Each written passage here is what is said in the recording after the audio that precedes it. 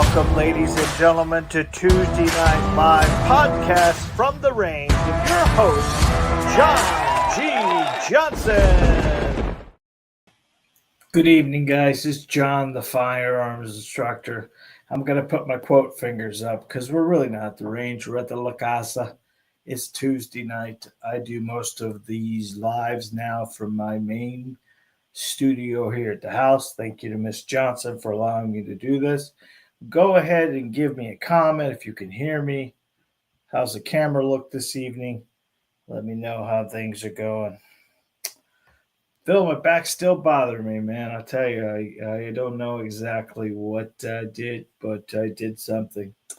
And it is still giving me a little bit of problems there. So we are live on Facebook. We are live on YouTube. We haven't been able to release our Facebook business thing. They're still fighting me on that. And we're live on Rumble. And we appreciate you being here this evening. If you don't know who I am, thank you. Loud and clear. Thank you, Phil. If you don't know who I am, my name is John Johnson. I own and operate a firearms training facility in beautiful Cape Coral, Florida. And I specialize in you. I specialize in a first-time shooter. I specialize in giving you advice to get you to become the best shooter you can be.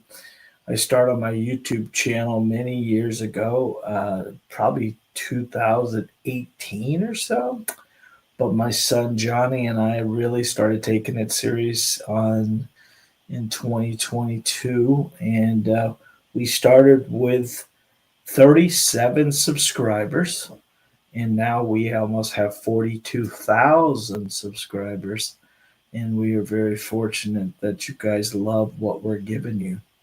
As a firearms instructor, I'm passionate about what I do. We actually have a couple different programs that we offer, obviously locally here in Cape Coral, Southwest Florida.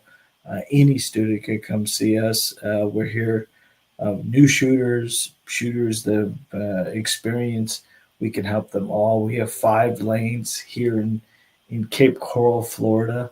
We're open 7 days a week for your convenience. We are a gun range. We are a training facility, and our bread and butter is the newbies, the new students. We want to give them as much education as they can. That's what we started this thing for, to motivate, educate, entertain. And I thought, you know what? I can put something together that I can give back to the community to get them more accurate with a pistol, to do what we need to do.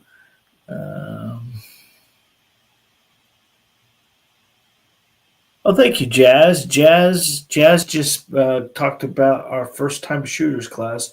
We do a lot of different educational stuff like that just for the purpose of touching students and getting them comfortable shooting. We're not a gun range. We're a training facility that allows our members and people who've done classes with us to come shoot with us on a regular basis. So my job here was to go ahead and put together something that you guys could consume on a regular basis that would make you have those aha moments that we're all looking for, that can better your education, better your experience at the range, and become more proficient. Shooting a pistol is not complicated, but it is complex, and there's a lot of moving parts that you have to put together. And in somebody who's just trying to figure out, it becomes very complicated very quickly, especially when you are right-handed and right-eye dominant. That's a little challenging. And if you're right-handed, left-eye dominant, that's cross-eye dominance. That becomes challenging. And shooting low and left, which is very common for most students, causes a lot of different stuff. So we've put together ebooks. We've put together courses, classes, training online classes. We've done a lot of different stuff. I want to tell you a little bit about what we've got coming up at the December the 1st. Now, this masterclass was put together many years ago and it went all last year, and we had students from all over the United States. You guys were asking, man, I wish you were close enough where I could come work with you. And I don't know how many I got there. So my wife and I got together, found a program, put together Master Your Handgun in 4 week webinar. And what this is a training class that we give each week on a Monday night at 7 p.m. And basically, we give you the foundation of shooting one little thing at a time. So we give you the class, we give you a a PowerPoint presentation, we give you the target for the week, we give you why that's important, we give you everything you need.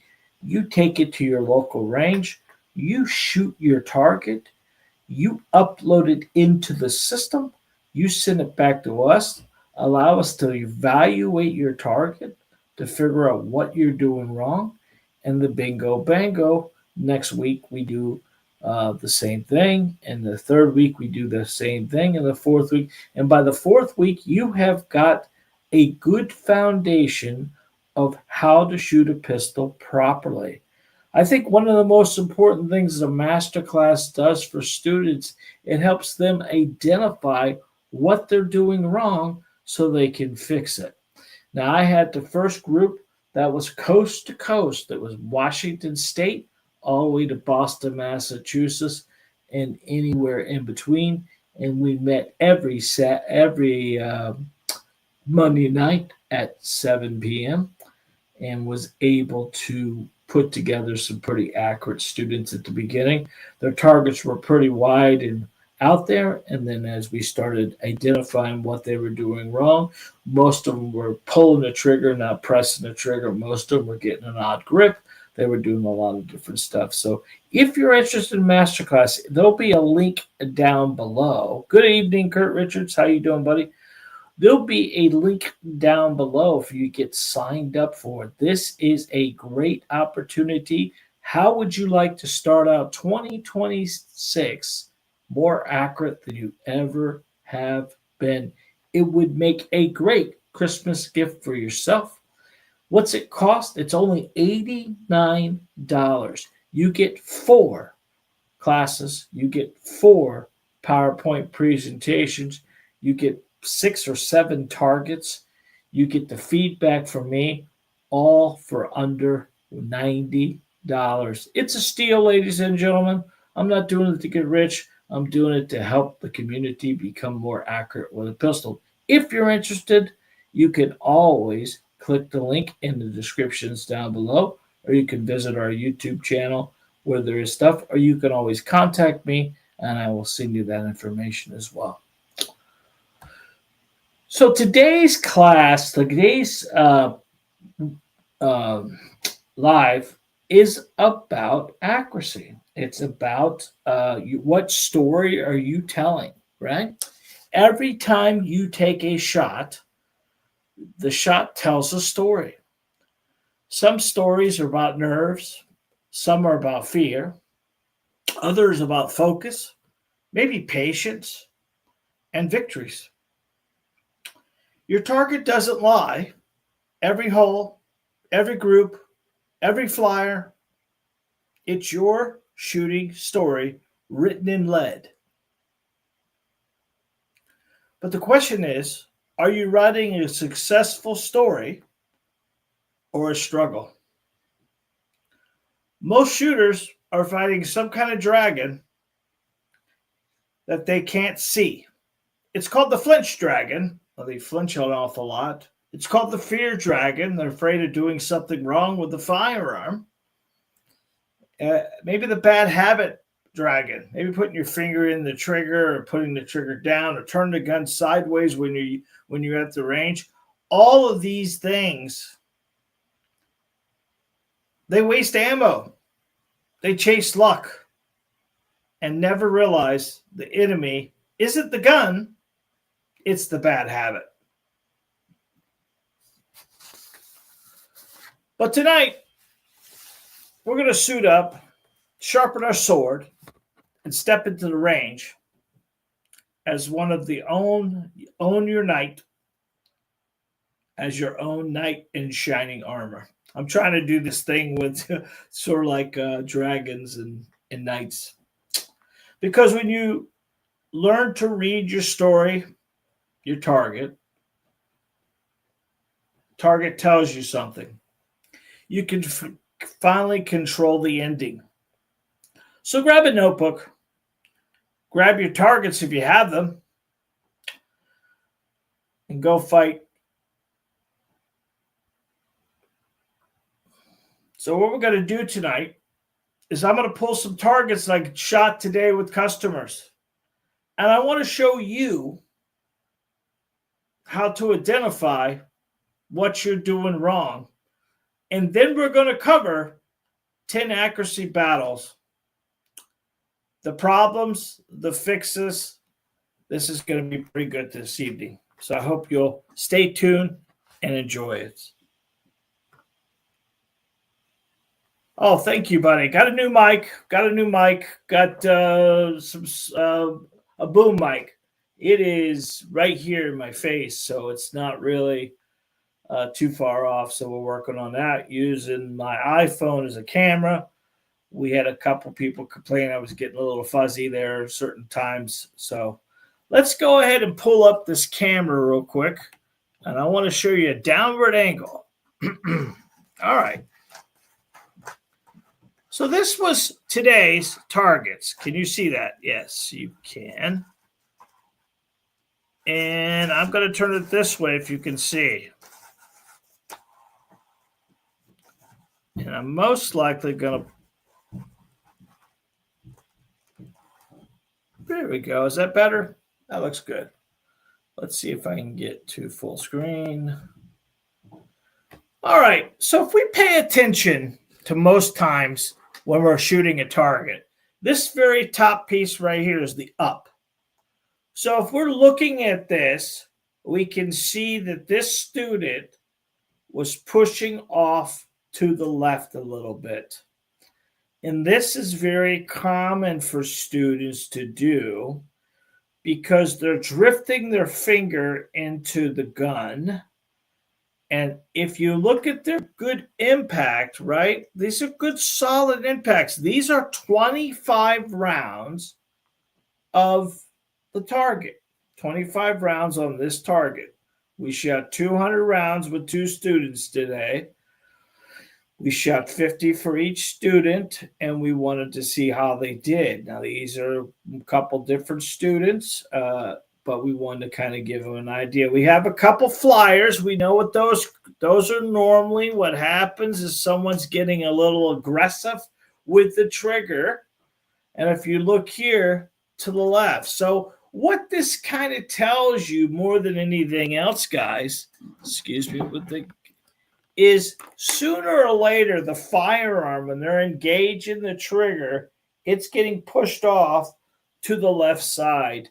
And it's very common because what normally happens if you want to shoot a pistol properly, you want to use the weapon over the dominant eye. This is the key thing that we got to get our brain around.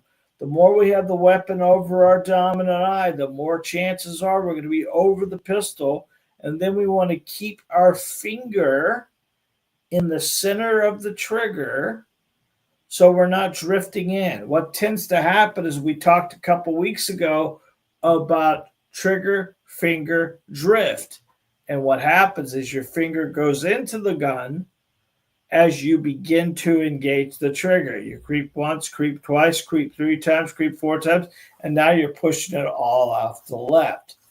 What could solve this gentleman's problem is most likely putting the gun directly over his eye. I will be honest with you, I am not picking on any of these students because we put the orange dot on there to give them some kind of focus on the actual paper plate itself. But guys, don't get carried away about bullseyes. I don't want you to be carried away with bullseyes. I want you to be able to hit the target. And with the 25 rounds that are in this target right here, that student did what it was supposed to do. He is a defensive shooter. The paper plate is our target. and bingo, bango, he's got it. But if you kind of look, he still has that low left quadrant that he's working on. So if he were to turn his chin just a little bit and get over the weapon, he'd be in a lot better shape. All right, let's show it again. There's the next one. Here we go again. We got a couple out here. He was able to, look at this. He got in there. But what do you think happened? Do you think these were his early shots or his later shots? These were his earlier shots.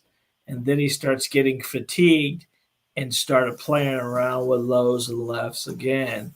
I could guarantee you, watching the student when he was doing this, he was drifting his finger deep in the gun. Every time we have the weapon over our nose, we are going to shoot low and left. Now, anticipation and pulling, but if the gun's out of ice, it's only going to go where you're pointing it, guys. And I'll be honest with you, in the last couple of weeks, not even a couple of weeks, the last couple of 10 days, I have changed my shooting about 85% better. And I focused on the target. I used to focus on the target all the time and lining up my sights. Now I'm doing front sight focus, which is what I told these guys to try to start doing. It's very challenging. It's challenging for me. It's like have you ever shot with both eyes open? You know how you can get that for a little bit and then you lose it? And you get that and you lose it? This is the same thing that happens when you are trying to front sight focus. Because what we're really trying to do is we're trying to make sure that our front sight is the focal point and the target and everything else is blurry. And when you start that, your accuracy starts to plus in, and it makes a big difference. So there's that one. What's this story telling you on this one? What's the story of this here? This is somebody who's getting a little tad carried away. One of the things I can tell you is he was focusing. This is the top here. What do you think this was? He wasn't aiming here, but he was hitting here because he was focusing on his front post only, but not having the gun level. You can't be a front sight focused person and have the gun pointed high, because if it points high, you're going to shoot high. And then once he got leveled out, look what he did here. He got a couple in the center there, right? And he got different, and then they started getting carried away again and low and left. So all of these things, how can we solve these low and left problems for us? We need to use our tip of our finger. We need to get the gun over our dominant eye. We need to slowly engage the trigger, not pull the trigger. That's a big manipulation thing. Accuracy with a firearm is pretty simple once you get down to the basics. The problem with it is we tend to weigh to and fro when we're trying to shoot a pistol. When you start using front sight focus, it changes an awful lot of your accuracy and makes you a better shooter. I did a video a couple days ago on YouTube. It's blowing up right now with talking about front sight focus. But I can give you an example, those that are new that haven't seen it before. If you focus on something into your room right now where you're at, we can show you what I'm talking about very quickly. I'm going to use the camera again just to kind of give you an idea. But if I'm focusing on the camera itself and I'm focusing, I put my finger up in front of me right where it needs to be. I'm focusing on the camera itself.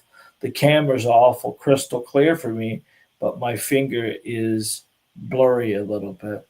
Now, if I change that up and focus on my finger now the camera gets blurry. That's front sight focus, and that's what we're looking to do. I want you to try the front sight focus. I think it's going to make you a better shooter. I think it's going to increase your accuracy tenfold. It is changing a lot. So let's show you the last one of after we worked so hard to get them in there. Look at this one. We got a little carried away at the end there. It's still 25 rounds. And if you kind of think about the count factor, if we take 1, 2, 3, 4, 5. Now he's got most of them. Well, we'll take that one out too. 6 out of 25 that were real close to the center. These still off to the right, just a little, still off to the left, just a little bit, but more in the center where he's at. He's working on that. So that's kind of working on our favor. So getting the concept that we control every bullet and what's it do, but we got to adjust. We have to make adjustments or we are going to be doing exactly the same thing. If I didn't adjust these students, we would continuously keep doing it lower and lower and lower. And once we got past the 200 rounds, once we got past, I guess it was 100 rounds. Excuse me. Once we get past 100 rounds today, both of them are fatigued anyway. So once you shoot past 50 or 100 rounds, just call it a day.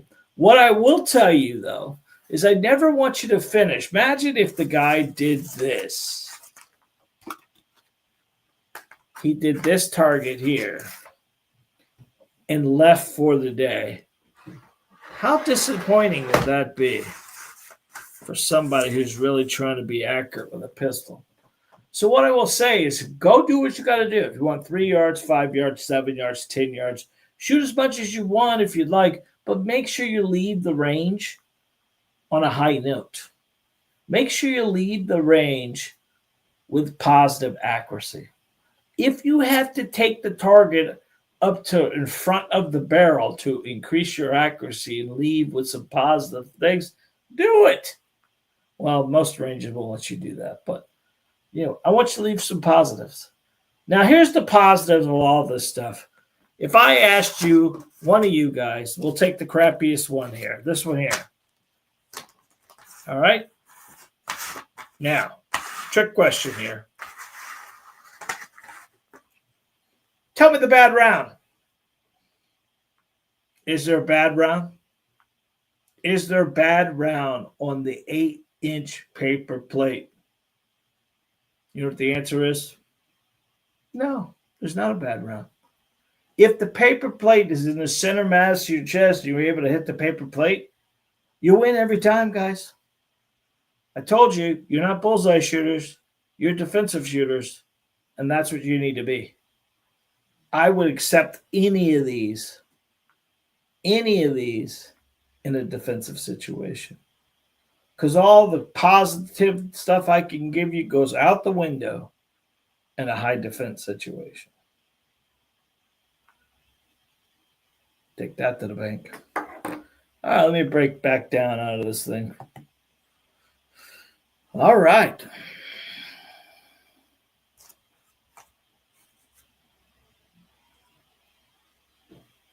All right. Yeah, a lot of times, Phil, people get a little target panic. That's kind of why we do the paper plates sometimes. That's kind of why we do a lot of the stuff we do, because people, when you put a dot up there, they're trying to hold the gun completely still, which is like you can't do. And the dots kind of freak them out a little bit, and they get target panic. That's big in a lot of sports. That's big in archery. Target panic in archery is the same exact thing. A lot of guys leave archery because they can't hold their pin completely still on the actual dot itself. And honestly, guys, in a scenario where somebody comes in and says to us, well, I shake so bad, internally your brain doesn't shake. I've had a guy that had such bad tremors. He wanted to know if I could let him come to the range and shoot. I said, most certainly you can come shoot. He booked a class with me. I'm not kidding you guys. His hands were shaking like this the whole time. The whole time. His gun was shaking. But he kept them all on the paper plate. He kept them all on the paper plate because internally your brain doesn't shake. Internally, you're not that shaky guy. And it's just part of the deal. And it made him simple and easy. And he shoots to this day with us. The other range wouldn't let him shoot. They wouldn't let him come in. I don't think they were stopping him from coming in. He just didn't feel comfortable going there, knowing that he had tremors, knowing he had shaking. That was just on site. He didn't have any diseases or anything, and he didn't have Alzheimer's. He was just a shaker. This is part of the deal.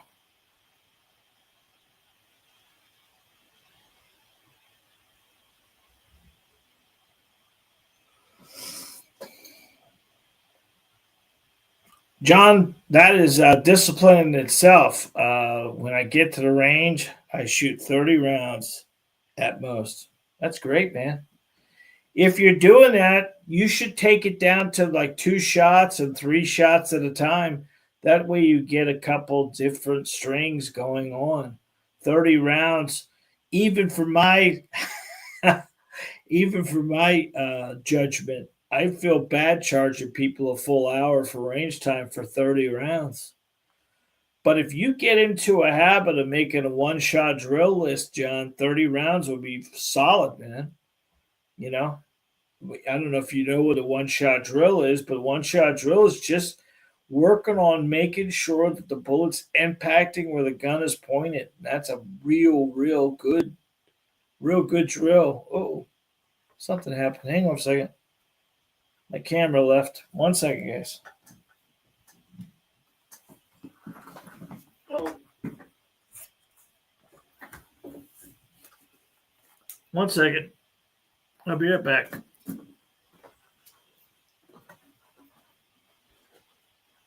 Oh, boy. 1 second, guys. Be right with you.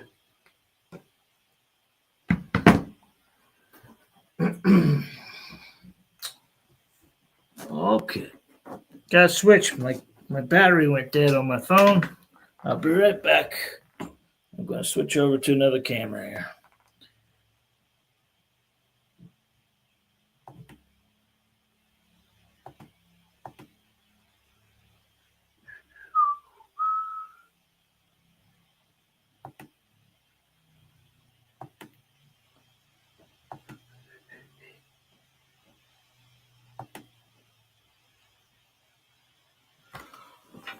Okay, so I'm back. We got to use the laptop camera. No, still not bad. Still looks okay, right? I look all right. Yeah. All right, so we're going to use the laptop camera there.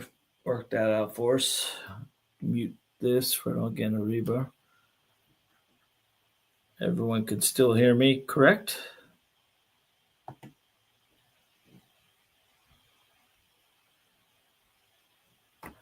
Everyone can still hear me all right? Yep, there we go. So let's go ahead and work through. Got a little bit of reverb there, don't I? Yes.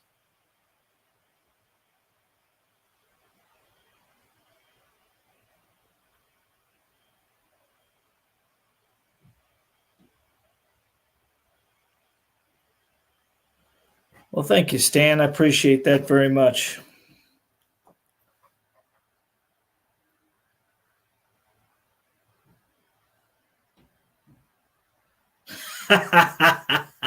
Kurt says his wife, I got a crazy reverb. I apologize about that.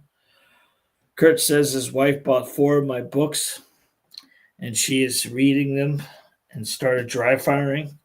And now she's giving me a run for my money. Join the club, kid. I got my wife. She outshoots me all the time, man.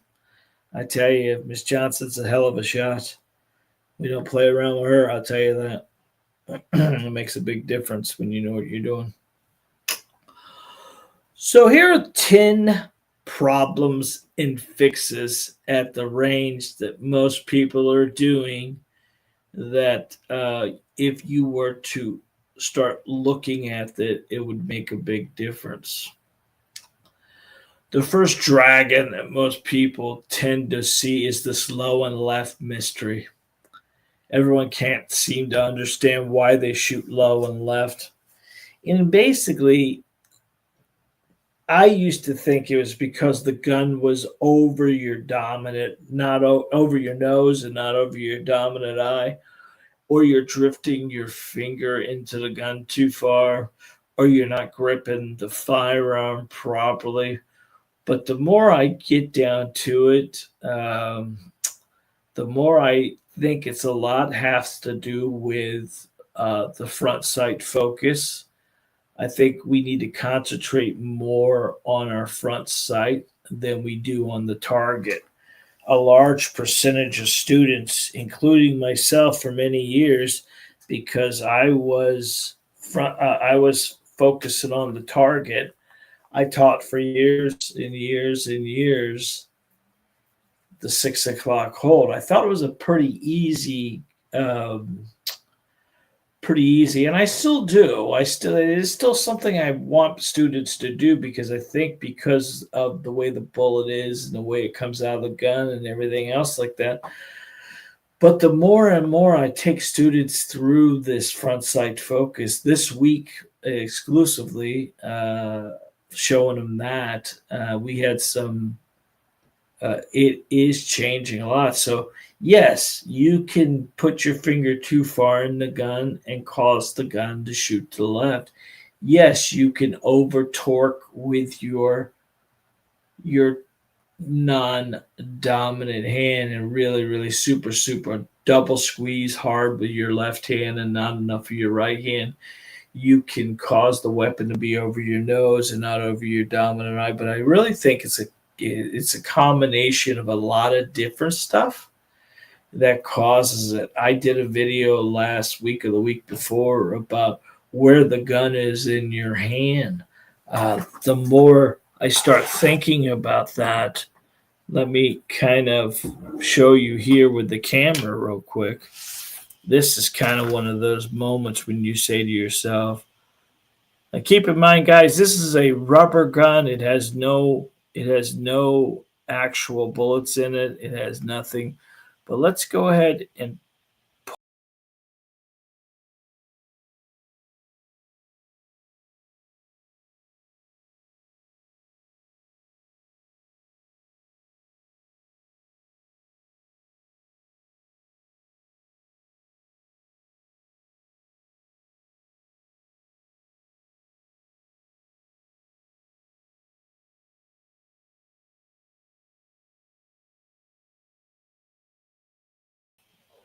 so when you're working on a firearm, you need to make sure it gets down your arm the best you can. I did a video a week ago, a week and a half ago, where I drew a line on my hand to make sure the firearm is going down my arm. And when the weapon is down your arm, it surely makes a difference. And then when you put your weapon, and when you put your eye over the weapon itself, it surely helps tremendously get you over the pistol and stop that most of that left-handed shooting. I had a problem shooting to left for years. Not just, and I tried to overcompensate by putting the weapon more over my dominant eye and turning my chin and all that stuff like that. But sometimes that stuff gets to be unnatural for us, and it causes us to be overacting basically over the pistol. So low and left, the fixes are slow down your trigger press. That's a key thing, man. I mean, too many people get excited and they get their whole weapon. Let's see if I can get this back to me only. Remove this one. I think that makes a big difference, is keeping your trigger press down to a nice cadence. Keep your eyes locked on your front sight until after the break, after the shot. In the master class, we brought a lot of students along with us, and we learned as we went. But one of the things we gave the students was given those dry fire shots before you live fire shots, and it made a big difference on accuracy for students because they were starting to get a good trigger press, and then when they brought the live fire that came up, it made a big difference. When you start doing it right, your shots will climb right back up in the center. You'll be calm, in control, and confident. A lot of times when people come to the range, number two is the scatter start. Few shots are everywhere. The nerves, you're just kind of working through the thing, and then you start fixing by building a good pre-shot routine. You check your grip, you check your sights, you dry fire one clean press before you do any kind of live loads. This will make a big difference for you too. Most people are trying to get as many rounds downrange as possible in the hour that they get, and they want to get as much training, I guess is what they call it. If you're really slapping the trigger and not getting anything, I think that's the big deal for most students, is not having a plan. That's why I like the master class. That's why I like the handgun training system. If you don't know what that is, that's a program that we put together. It's Monday nights at 5:45. We give you a target. We give you a PowerPoint presentation. We give you a PDF that you take to the range, you shoot, and then we give you the reason why we're doing the drill to get you confident with it. And it's something you get, because a lot of people go to the range and they shoot, but after so long, it gets boring, right? You got to have some plans. You got to have some techniques. You got to work on your fundamentals. You got to work on a good, decent trigger press. You got to do all this stuff that makes a difference to make you more accurate.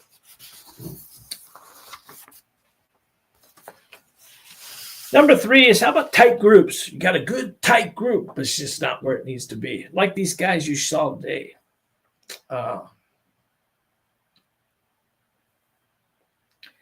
It's alignment. It's alignment of the gun is what's causing it. We need to work on that sight alignment as best we can. Let's verify an equal height and equal light. And if you kind of think about a sight on a weapon, you have two in the back, one in the front. And we need to make sure that there are equal light in between each side. Because you're closer to one side or close to the other, you're going to be having that gun turned. People don't think that sights actually level the gun. They think they level the gun right up and down, but it levels the gun right and left too. So we got to make sure that we are paying attention to it. We need to work on, don't adjust your fundamentals. People want to adjust their sights all the time. Your sights itself, you don't need a sight on a gun. A sight is a convenience. I've proven that multiple times with students. Now, keep in mind, if the gun is level, it's going to shoot level. There's no issue. But most people think they need to adjust their sights to impact right. That's what the whole thing about the red dot was, right? Put a red dot on a pistol and adjust it to your bad pulling trigger. There becomes the problem, right? You're just masking your problems, not fixing your problems. If you shoot low to the left and I adjust your red dot to impact where you're aiming, is that really helping you? Or is that hurting you? That's something to think about, right? And let's just say I adjust that red dot for you, and you always shoot low and left. So we adjust the red dot to low and left. Well, what about when someone else grabs that pistol and tries to use it, and they're not going to engage the trigger like you're going to engage the trigger? Is it going to be a problem for you? Maybe. It could be. Then there's the high right. That becomes something most people use strong hands, hard pushes. They're healing the gun. You're pushing on the back of the firearm a lot. Just relax that firing hand. Let your support hand do all the work. This is very common for students who are right-handed, just don't know, they understand that the left hand is doing most of the hard work, most of the lifting. So when they're over gripping, if you get targets and you're shooting at the range and you're all hitting, impacting to the right, you're over gripping with your right hand. So we need to cut that grip down a little bit. Relax the firing hand pressure and let the support. We talked about it before, but 60-40 split is what we're looking for. It's going to be something of 40% on your dominant hand and 60% on your non-dominant hand. Will help you out tremendously, get a better control of the weapon. We need to be careful that we're getting a good grip and not thumbing the gun, trying to capture your thumb against the gun. Make sure your two thumbs forward. The fundamentals are grip, stance, trigger control, sight picture, and sight alignment. Every one of those are going to make you more accurate, or they're going to make you less accurate if you're not doing them properly. So we got to be careful that we're doing everything that we need to do to be as accurate as possible. So number 5 is lone flyers, right? You'll take a good shot, you'll put 5 together, and then bingo, you get this one and will go somewhere you don't expect it to. That's most likely the gun slipping in the hands. You slow down a little bit. I think that makes a difference. If you need to rebuild your grip, that happens a lot when people are shooting. I think what happens to most students is they're trying to choke the shit out of the firearm instead of trying to just control the firearm. I talked to you guys before about that. Most people think they need to put a muscle slapping grip. That's why they stand 1 foot forward, 1 foot back to keep from getting pushed back from the recoil. And all that stuff is just put torque on the firearm. If you drive the weapon with your chest muscles, gentlemen, if you drive the weapon with your back muscles, ladies, you don't have to do any kind of crazy torquiness or anything with the gun. You need to mentally reset yourself after every shot, get that control of that trigger press, get the control of the recoil. 90% of people who shoot at the range never have shot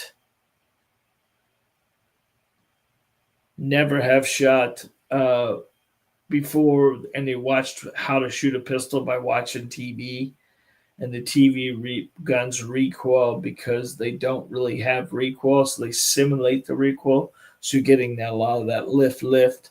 We don't want a gun lifting. We want to keep control of the weapon. If anything, you want just a little bit of muzzle rise during the shot. Not a flip, but a muzzle rise and fall, muzzle rise and fall. Commonly what happens is drifting to the right. After 5 shots, your groove starts drifting to the right. It's called fatigue. Your hands start getting fatigued. Your grip starts changing, and it causes the bullets to go on the weaker side, if that makes sense.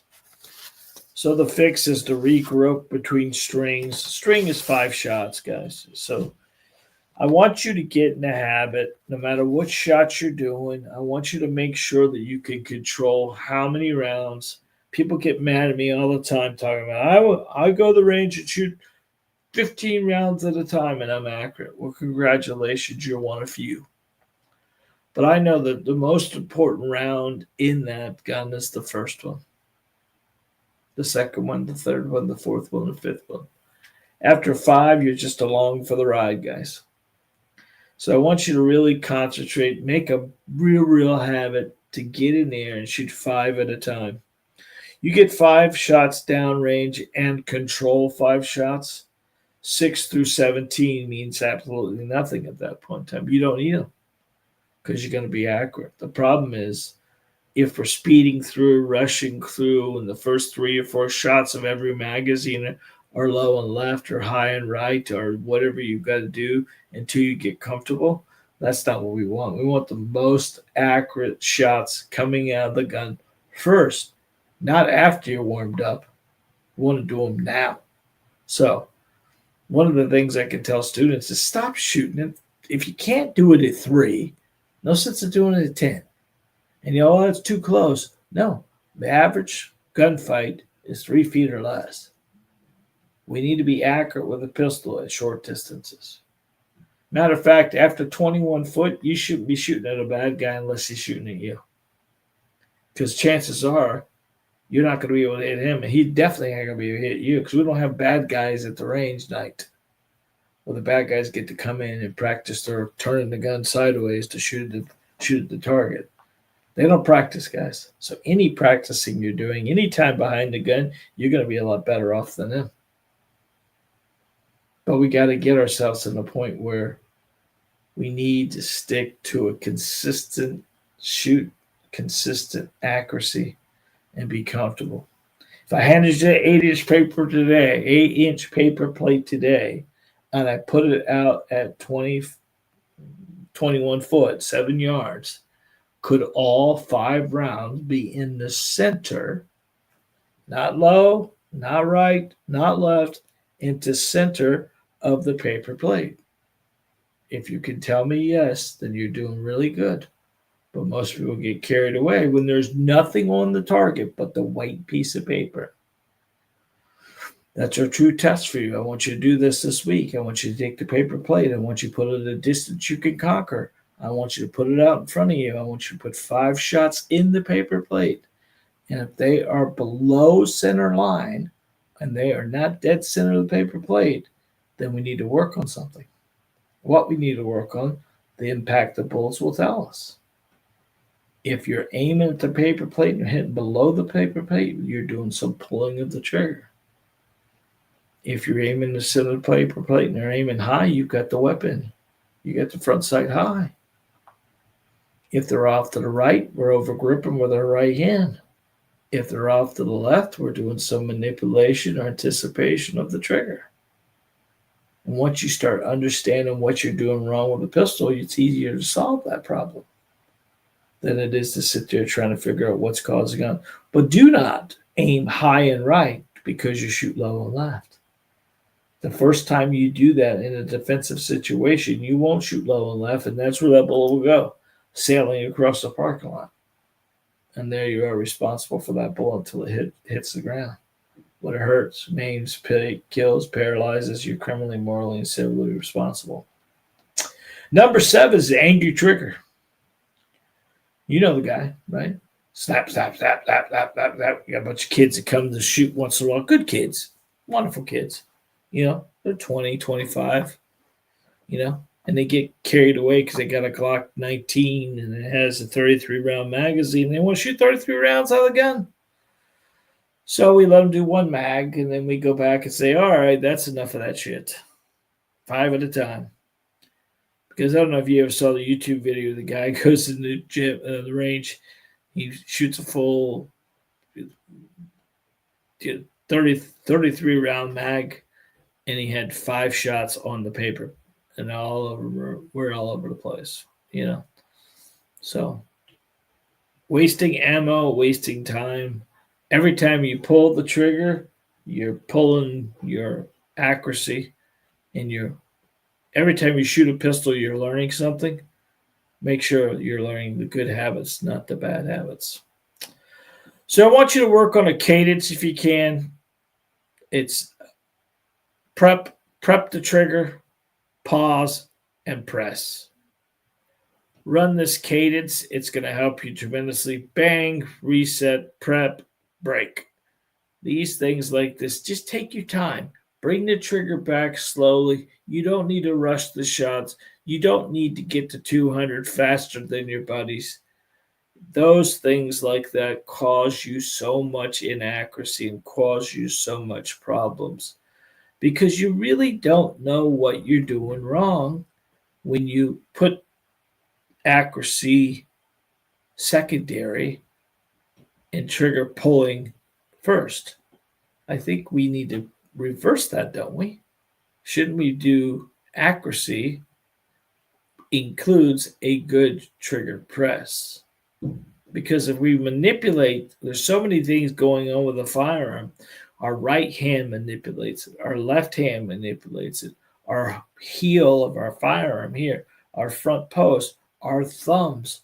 Uh, if we're driving it with our chest muscles, that's going to help us. If we're going to, are we touching the trigger well? This piece of skin touching the firearm, use the tip of your finger. There's so many things that are manipulating the firearm. You don't need to be ripping the shit out of it because at that point in time, that's really going to cause a problem. What causes inaccuracy at the range is your front post, your firearm itself manipulating or moving during the shots. This causes those high drifts, those low lefts, the high rights. All that stuff is focusing on the trigger itself being pulled, jerked, and squeezed instead of just press the trigger. Keep it nice and smooth, guys. Nice and smooth. All right. Lazy reset.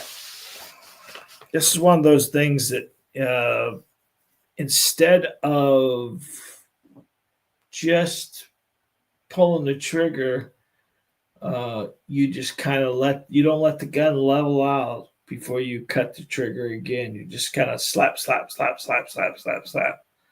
If you were to set the trigger, hold it to the rear, let it move forward until you hear a nice little click, and then press again, that reset makes it so much easier for us to understand. And it's such an easier thing for us to become accurate. I'm not a reset. I don't think you should reset all the time. I think we need to understand the full trigger press. I think that's important to us because we're in a real true defensive situation. We're never going to shoot reset to begin with, but for target practice, I guess it's something we need to try to do. If you're trying to be accurate with a pistol, reset will work. But most of the time, we want to cut the full trigger in. So, practicing that reset makes a difference. And the next one is the tense stance, locking out your elbows, tight shoulders, tension. Just, you've seen the guy. He's got 1 foot forward, 1 foot back. He's trying to push the car across the parking lot.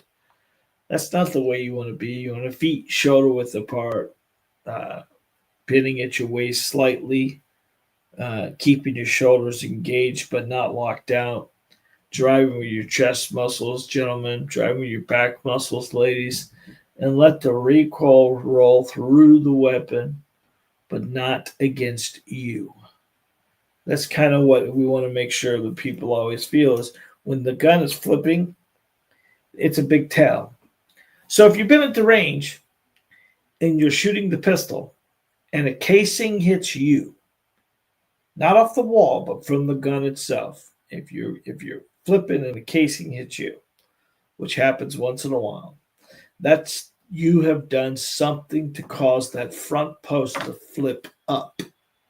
Remember, we said we don't want it to be flipping up too high, but the inertia of that slide coming back and forth causes the ejector to send it off this direction.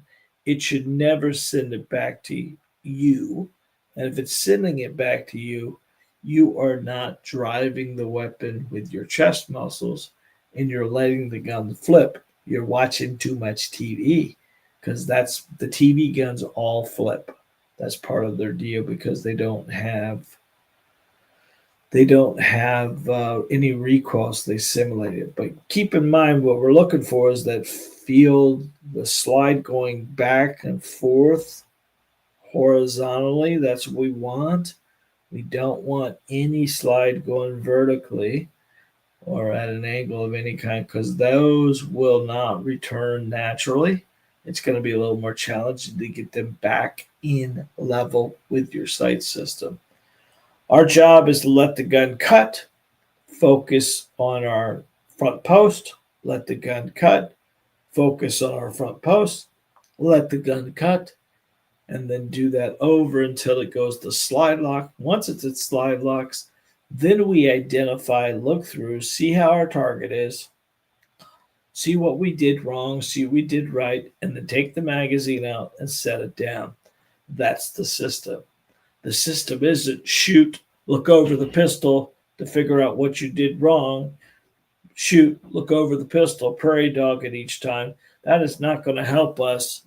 That's going to kill our accuracy and make us very not happy at the range, if that makes sense.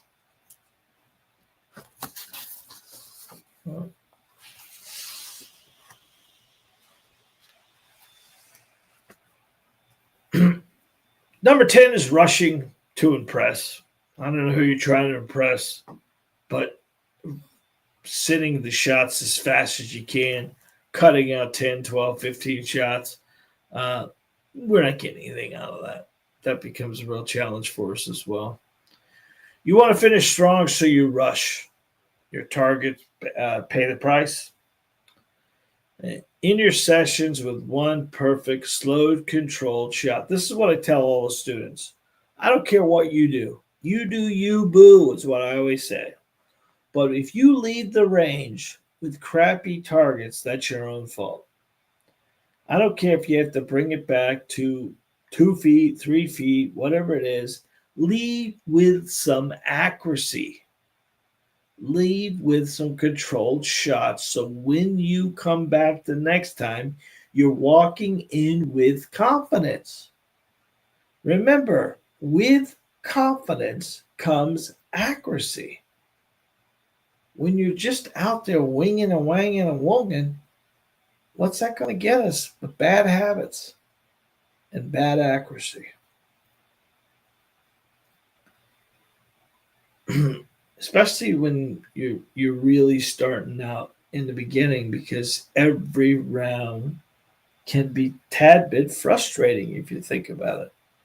Because I don't know about you, but I've been to the range before and gone one time and be as accurate as I could be, and then the next magazine I'm off, and the next magazine I'm on, and I know I'm doing something wrong with them. Trust me, I know.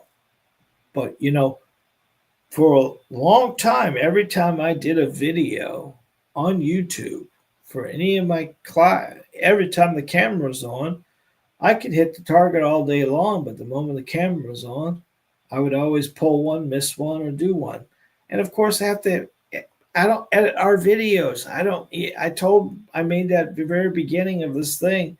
If I miss, I miss. I don't want you to think I'm some expert phenom, I don't want to. That is not my job to be an expert marksman.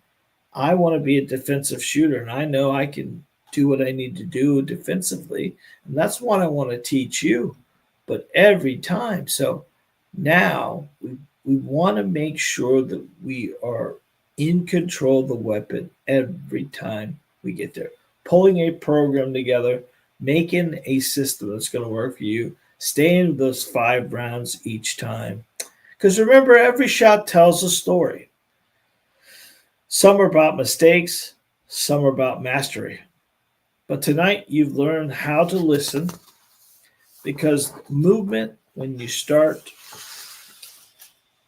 movement with the gun changes everything. You need to stop guessing and start improving.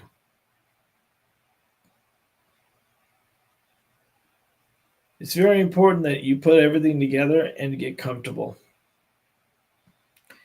Guys, if you're ready to start your new year out right, we do have the master class coming up. It's in December the 1st at 7 p.m. This is 4 consecutive weeks. It's going to take us all the way to Christmas, but not at Christmas. And we're going to finish up right before. But you get one lesson and one victory at a time. Each one's going to give you a fundamental that you absolutely positively need. You do not have to be an expert marksman. Matter of fact, you'd be better off not being an expert marksman because it's going to change the way you think about shooting for a long time. And it's going to make you understand and get that aha moment that each and every one of us needs at the range. Because it definitely makes a difference when you're building the confidence and being able to put the gun and the bullets where you want them.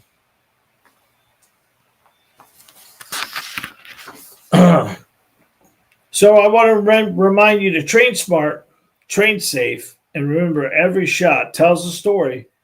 Make sure yours ends with confidence and control.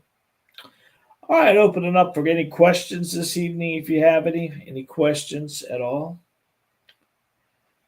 Uh, I'd like to go back up and say hello to a couple of people I may have missed. We appreciate each and every one of you joining us each week. Thank you very much. It means a lot to me. These get a lot of views afterwards. Phil, as always, Jazz, thank you very much, sir, ma'am.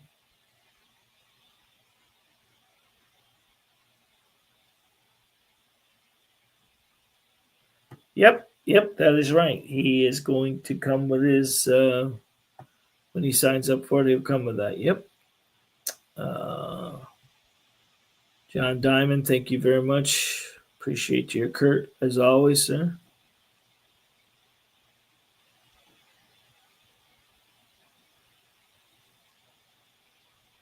Thank you. Appreciate that, Stan, as always.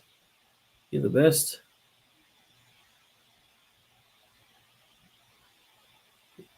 Thank you, Phil.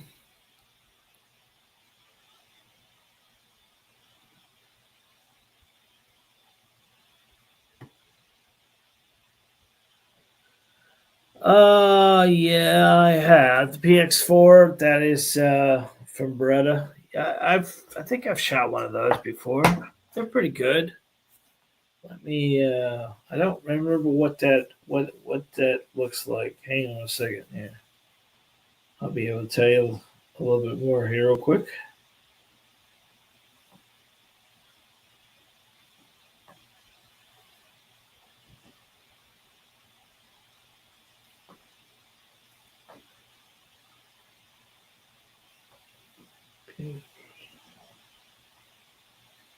PX4 Storm.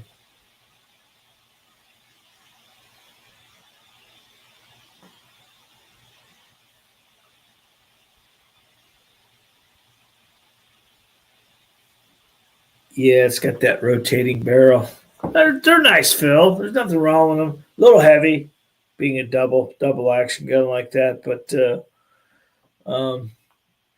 is it something you have already, or are you thinking about?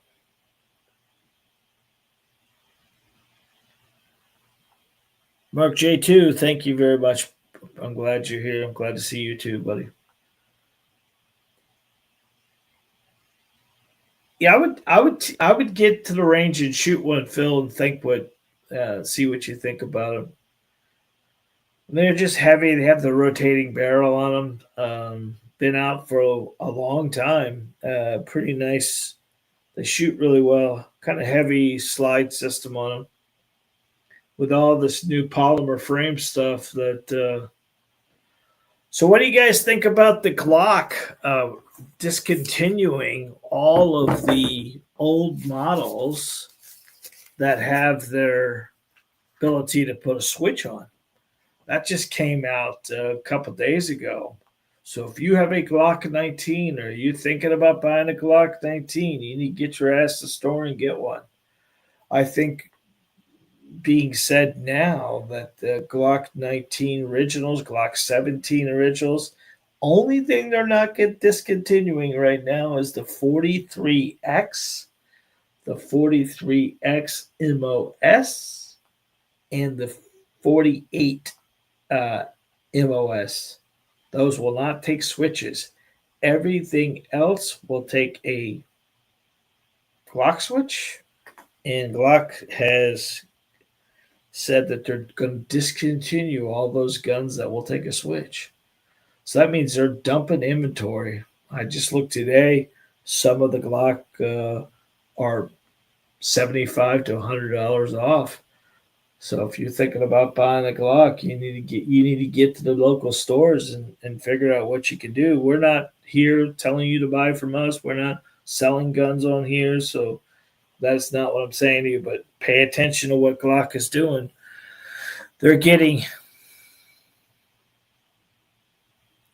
inundated. They're getting sued because somebody said they knowingly knew that the Glock switch could go in there. You're thinking about the compact. I'm not sure how compact that is compared to other stuff, buddy, but you might want to check it, Phil, and see. Good question. Stan says, "What is your favorite drill? Like drill you like to practice at the range?" So there's a couple of them. I can give you probably the one that's the easiest to do, and you don't need a ton, is called the line drill. Now, this line drill is a good drill because it works on, am I accurate with a pistol, or am I accepting where my bullets are impacting? And this is something that most people are guilty of, because when you've got a white piece of paper out there, let me show you this real quick. You can't see it. Right there. You can right there. That is a black line. You're going to take this black line. You're going to put this out at a distance you think you can conquer. Let's just say it's 3 yards. You're going to put it in your line of sight. And you're going to aim at that black line with your bullets. And you're going to impact that black line. If you hit the black line, or you hit above the black line just a little bit, that is a win. If you are impacting below the black line, you are manipulating the pistol in some way. And this is very important drill because it actually gives us confidence to know when I shoot at the target, my bullets are impacting where I'm aiming and not anywhere else. So that is a good drill. That's probably the one, the black line drill is what it's called. If you haven't been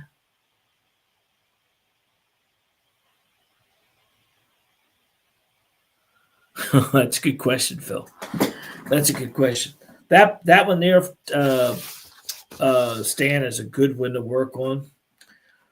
You could do the second one we like to do is the 6 o'clock hole drill. And that's basically using the paper plate itself, cutting a black line top to bottom, and then bringing down just a little bit below it with a black box. That's on my YouTube channel, the 6 o'clock hole drill. The modified base drill is what it's called. That's a good drill that works good for you. There are probably 10 or 15 drills on our YouTube channel that are good, solid.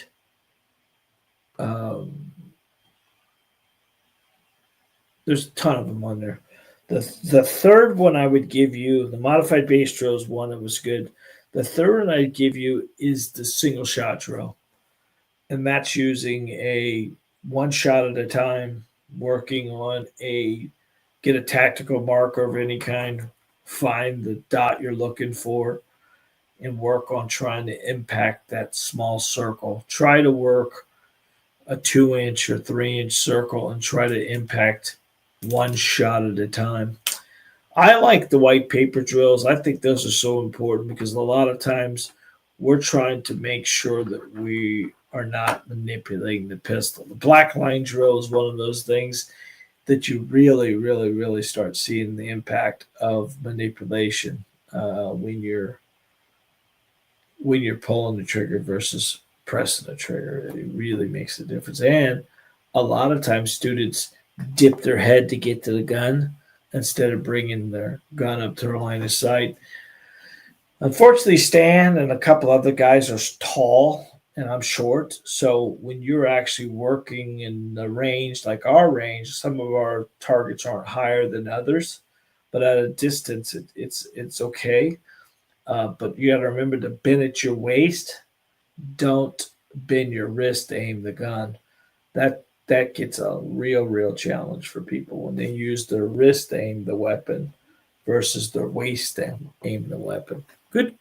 Good question, Stan. Good comment. I appreciate that. Phil says, "What about all the Glock clones? Will those manufacture? I don't know. I think all those Glock clones don't have the money Glock has." And I think Glock doesn't want to run into any problems. I think it's easy for them to pull off all that product and dump it. And then I think they're being pushed by other entities, right? Think about somebody in the United States military they just signed a multi-billion-trillion-dollar contract for Glocks again because the SIG's being pulled away. And one of those, two of those, three of those people go, we don't like the way that's going. You better figure something out here. And bingo, bango, they just do it because they don't want to lose the money on the contracts or anything else like that. There's deep enough pockets here. There's something going on. But it seems to me that I talked months ago, or 4 or 5 months ago, there was a bunch of guys talking about how Glocks are going to go up in value once they pull them off the market. I don't think they're being banned. You understand? I just think Glock's discontinuing them. So if something's discontinued, there's a value asset to it at that point in time. It's going to bring more value. Nothing was said about them being illegal. Well, obviously it's illegal to put a switch in them, but it was illegal to put a switch into them anyways. But bad guys don't understand, don't care about laws. It's up to the average person. But they were claiming that they knew better. They built the gun for the purpose of putting the switches in, which is bullshit. It's not real. They don't want to go after the bad guys for doing it. They want to go after a company because the bad guy has no money, but Glock has, you know, I don't know how many, they're just chasing. How can a gun manufacturer be liable? It's like having a fork manufacturer being liable for us being fat. It's just, wrong states, wrong places, and they're getting sued by these states for wrongful deaths because of the Glock switches. So, just doesn't seem fair, but it's part of that deal. They let them get away with it. That's the key thing there. All right, guys. Well, that is this evening's visitations, and I appreciate you being here this evening, and I appreciate everything. We're at the house here, so Tuesday nights is taco night, and Miss Johnson's in the kitchen right now frying up some meat. So I appreciate you all being here, and thank you again, and we will talk to you next week. One quick thing for you guys: we are going to start doing a comments and subscribe. So make sure you check our YouTube channel out. Make sure you are subscribed to it. Some people are on Facebook that are watching this. Some people are on YouTube that are watching this.